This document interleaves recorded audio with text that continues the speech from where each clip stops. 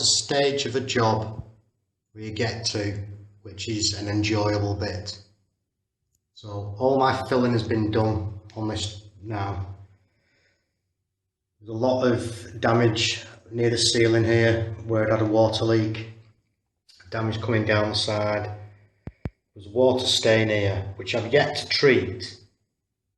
But at the minute, I'm putting a base coat on the walls.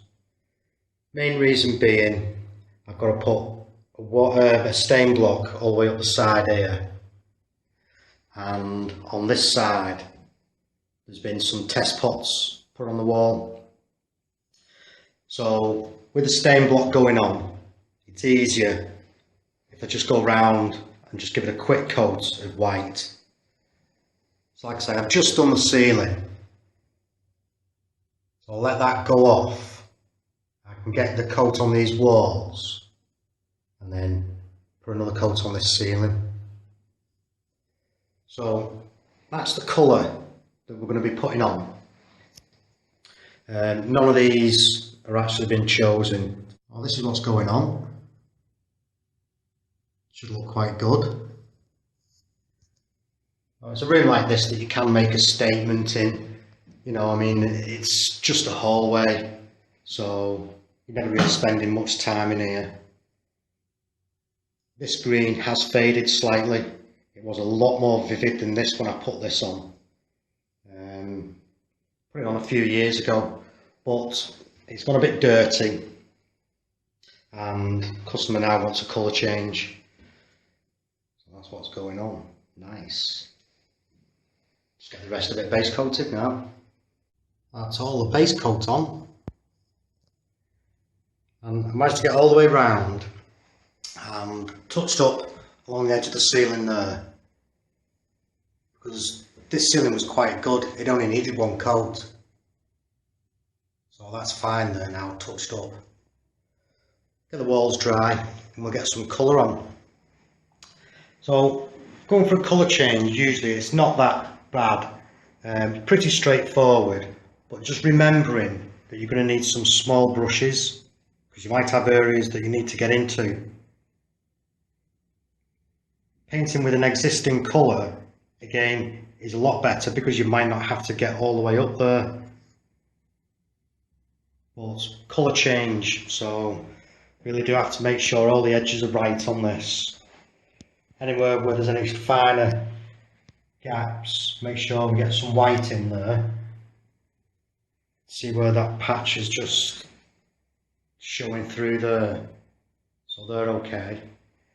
I removed the control panel for the underfloor heating, which is quite easy, just 2 screws, and then take the face off, little socket there, just undo the screws, and that's slightly loose there so we can get around the back.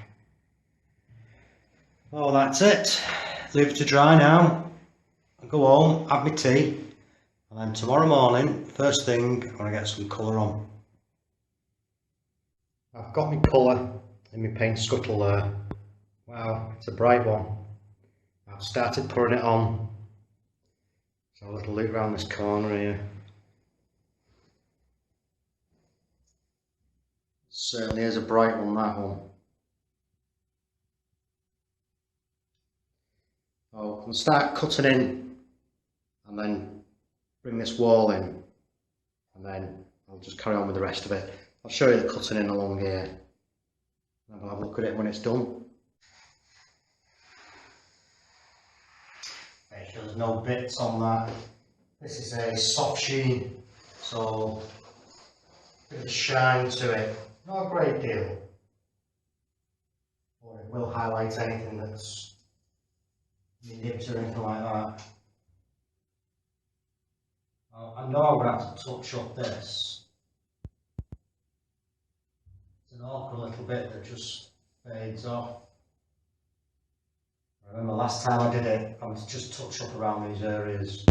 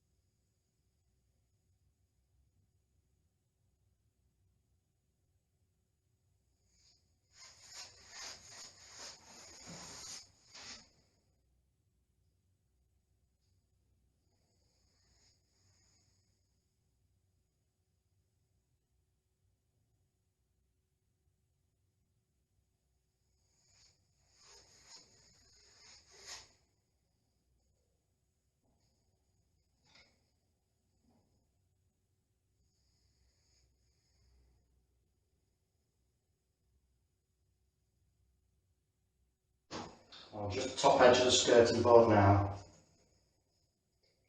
I want to be able to try and stay off it as much as possible because this is quite a strong colour. So when I come with the white for the skirting boards, I want it to be able to cover on top.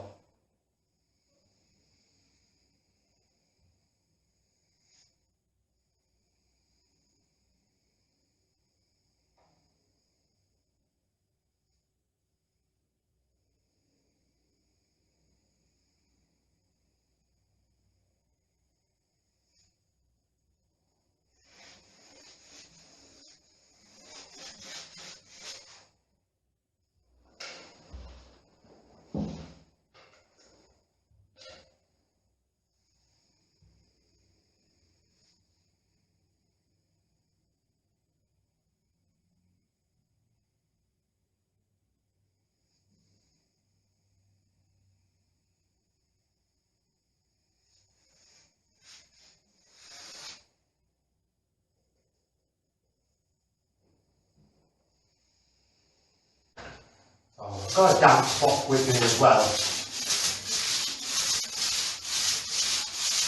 just for any splashes, any mishaps. Press the skirting board, I'm going to tack off any spray.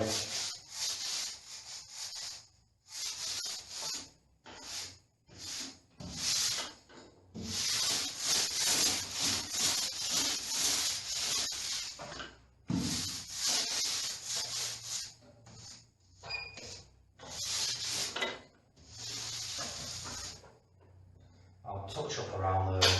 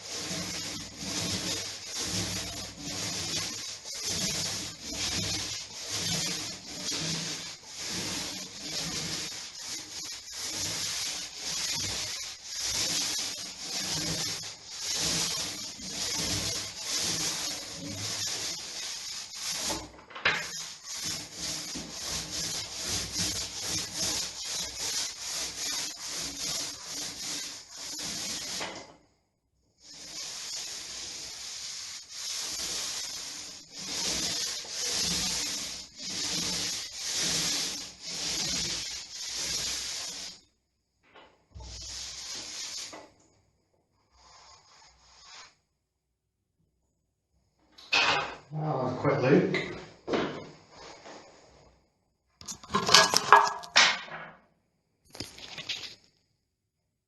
Oh, not too bad. Looking alright there. So I'll just get the rest on. We'll have a look. This porch, when I first did it, I did it from new. It was all newly built, new plasterwork. So I base coated it white while my customer was deciding what colour to go for. They decided to go for the green, which we saw earlier. And that's been done a couple of times, and then they had this leak, so they decided to go for a colour change. So although the yellow is not the same as this orange that's in here, they wanted something similar but not as dark as that. So looking at that stained glass there, we've only got two more colours to go through, purple and blue. So the window reveals have stayed white. They've always been white.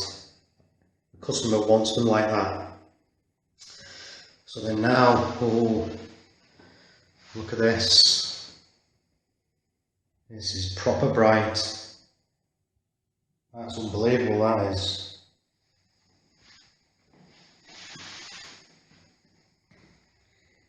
It's the kind of place, hallway or a porch, where you can make a really strong statement like this. You know, put a good colour on, because you're never going to be in here for more than 5 minutes. Passing through, not too bad, but you won't be able to spend much time in a room like this without falling out with it. So if you're going for a really light colour like this, a bright colour, it is a good idea to put that white on as a background. Then you'll get a stronger, truer colour. If I was to put this over that green, I would have probably got more of a bluey tinge to it. But by putting that white on, like some high-vis fluorescent colours, you put a white base on before you put that green or orange on. And again with this, with the white going underneath, it shows a lot of the truer colour.